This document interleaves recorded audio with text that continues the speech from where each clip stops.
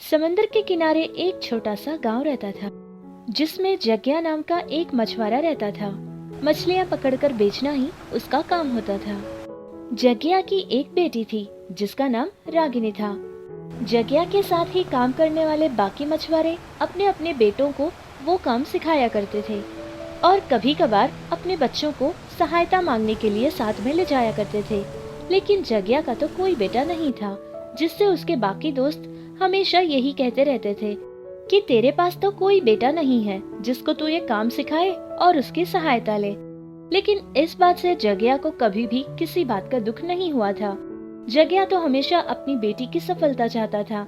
वो चाहता था कि वो खूब मेहनत करे और अपनी बेटी को अच्छे से पढ़ाए, जिससे उसकी बेटी का भविष्य बहुत ही ज्यादा उज्जवल हो जाए।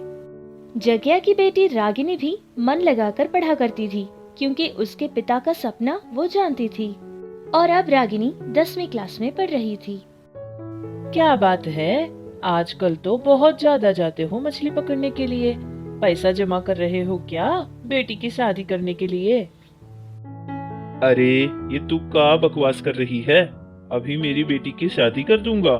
नहीं नहीं, वो तो मन लगाकर पढ़ाई करेगी। अरे मेरी शादी तो 12 साल की उम्र में ही हो गई थी ना। अभी 6 महीने की बात है। 6 महीनों के बाद हमारी बेटी पूरी 16 साल की हो जाएगी।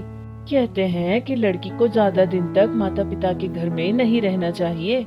यह अच्छी बात नहीं है जी। अरे तू कैसे इंसान है, इतनी बड़ी हो गई लेकिन अकल नाम की तेरे पास कोई चीज ही नहीं है। क्या लगता है तुझे कि मेरी बेटी की जिंदगी भी हमारी तरह मैं नर्क बना दूं? ऐसा कभी नहीं होगा। बस कुछ ही सालों की बात है। मेरी बेटी मन लगाकर पढ़ाई करेगी तो उसका भविष्य बहुत उज्जवल बन जाएगा। इतनी मेहनत करता भी हूँ तो मेरी बेटी के लिए ही करता हूँ। पिता की कही बातें सुनकर रागिनी बहुत खुश हो जाती है और मन ही मन ठान लेती है कि किसी भी तरह उसके पिता का सपना वो पूरा करके ही रहेगी।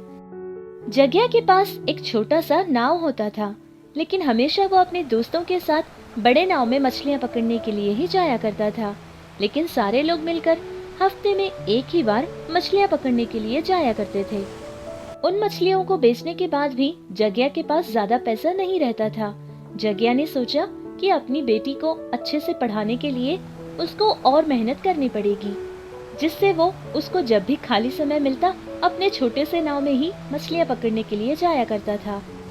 एक बार की बात है कि वो अपने छोटे से नाव में मछलियां पकड़ने के लिए एक दिन सुबह सुबह निकल जाता है।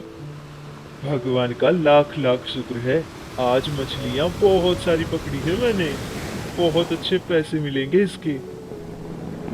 इस तरह जग्या उस दिन बहुत खुश था, क्योंकि उसने उस दिन बहुत सारी मछलियां पकड़ी थी। वो अपने नाव में सारी मछलियों को भर लेता है। फिर उसने अपने घर के लिए सफर शुरू किया। धीरे धीरे हल्की हल्की सी बारिश होने लगी। जग्या ने सोचा कि बारिश के बढ़ने से पहले ही वो अपने घर पहुंच जाएगा। ये सोचकर नाव को तेजी से चलाने लगा। इतने में बहुत जोर की बारिश होने लगी और बहुत ज्यादा हवाएं भी चलने लगी। देखते ही देखते मौसम बदलने लगा। बहुत जोरों की हवाएं चलने लगी और समंदर की लहरें भी बहुत ज्यादा बढ़ गई थी, जिससे जग्या के लिए उस नाव को संभालना मुश्किल हो रहा था। समंदर की लहरें बहुत ज्यादा ही बढ़ गई थी और वो जग्या के नाव को उलट देती है। जग्या अपनी जान बचाने के लिए पानी में कूद जाता है। फिर जैसे तैसे जग्या किनारे तक पहुंच जाता है। हे भगवान, ये क्या हो गया। मेरा नाव तो चला गया। मेरी सारी मेहनत मिट्टी में मिल गई। अब मुझे दूसरा नाव बनाने के लिए बहुत समय लगेगा। मैं क्या करूंगा। इस तरह जग्या बहुत ही दुखी और उदास होकर घर पहुंचता है। ऐसे ही कुछ दिन गुजर गए थे। एक दिन की बात है, रागिनी ने अपने स्कूल के एक साइंस एक्सपेरिमेंट में हिस्सा लिया था। उसने आइसक्रीम्स के स्टिक्स के साथ एक ड्रोन तैयार किया था, जो कि वो अपने माता पिता को ले जाकर दिखाती है। अरे बेटी, ये क्या है? हवाई जहाज तो नहीं, ऐसे कैसे घूम रहा है? अरे पिताजी, इसको ड्रोन कहते हैं। इसमें एक कैमरा लगा हुआ होता है और ये रिमोट की सहायता से चलता है पिताजी। हम इसको रिमोट से ऑपरेट करते हैं। जहाँ जहाँ हम नहीं पहुँचते ना, ये वैसे सारी जगहों पे पहुंच सकता है और तो और फोटोज और वीडियोस भी लेता है पिताजी। अरे ओ लक्ष्मी, देखा तूने, ये होता है हम में और पढ़ाई करने वालों में फर्क। कहती थी ना कि पढ़ाई करके क्या होगा। देखा तूने, मेरी बेटी ने क्या कमाल की चीज बनाई है। मेरी बेटी बहुत होनहार है। ऐसे ही मन लगाकर पढ़ाई करना बेटी, और बड़ी होने के बाद अपने पिता के लिए भी एक नाव बना कर देना। मेरा नाव तो उस समंदर में डूब गया था ना। हाँ हाँ पिताजी, जरूर बनाऊंगी। जग्या हमेशा अपने नाव को याद करके बहुत ही उदास रहा करता था। अपने पिता की ये हाल देखकर रागिनी को भी बहुत ज्यादा बुरा लगता था। हमेशा वो अपने पिता के लिए कुछ करना चाहती थी। रागिनी की 10वीं क्लास की परीक्षाएं खत्म हो चुकी थी। अब उसकी छुट्टियां चल रही थी। उसने सोचा कि समय बेकार करने के बजाय वो अपनी सीनियर से कुछ किताबें मांगेगी और पढ़ाई करेगी। ये सोचकर वो अपनी सीनियर के पास जाकर किताबें लेती है और हर दिन उन किताबों को पढ़ा करती थी। एक बार की बात है, रागिनी ने एक वीडियो देखा था जिसमें एक प्लास्टिक वाटर बॉटल से बोट बना रहे थे। उस वीडियो को देखते ही रागिनी के दिमाग में कुछ ख्याल आया था। फिर उसने बिना देर किए अपने साइंस टीचर के पास जाकर ये सारी बात कही थी कि उसको भी वाटर बॉटल से बोट बनानी है। ये बात सुनकर उसके साइंस टीचर बहुत खुश हो जाती है। और अच्छी बात ये थी कि उस टीचर का पति एक इंजीनियर था, जिसके पास वो जाकर ये सारी बात बताती है।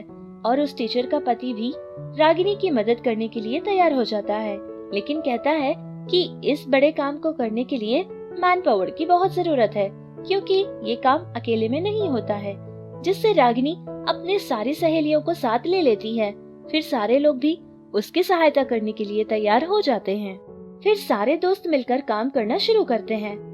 खाली वाटर बॉटल्स को उन्होंने जमा करना शुरू किया था और फिर सारी बोतलों को मिलाकर एक बोट के आकार में उन्होंने बनाया था और फिर उस पर एक मोटर भी लगवा दी थी, जिससे वो बहुत ही सुंदर और बहुत ही अच्छा लग रहा था।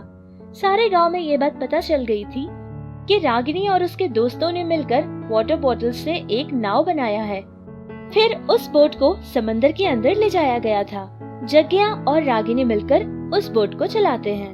वो बोट मोटर की सहायता से चल रही थी, जिससे बहुत ही आसानी और बहुत ज्यादा तेजी से जा रही थी।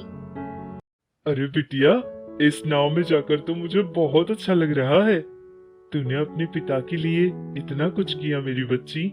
आजकल के लड़के भी शायद अपने माता पिता के लिए इतना नहीं करते। भगवान हर पिता को तेरी जैसी एक लड़की दे। रागिनी ने अपने पिता के लिए बहुत मेहनत की थी। इस मोटर प्लास्टिक बोट के बारे में न्यूज़पेपर में भी खबर आई थी, जिससे सारे लोगों ने रागिनी की बहुत ज्यादा तारीफ की थी। रागिनी का पिता भी उसकी बेटी की इस काम से बहुत ज्यादा खुश था। सारे लोगों को ये बात पता थी कि उसका पिता रागिनी को पढ़ाने के लिए कितनी मेहनत करता है।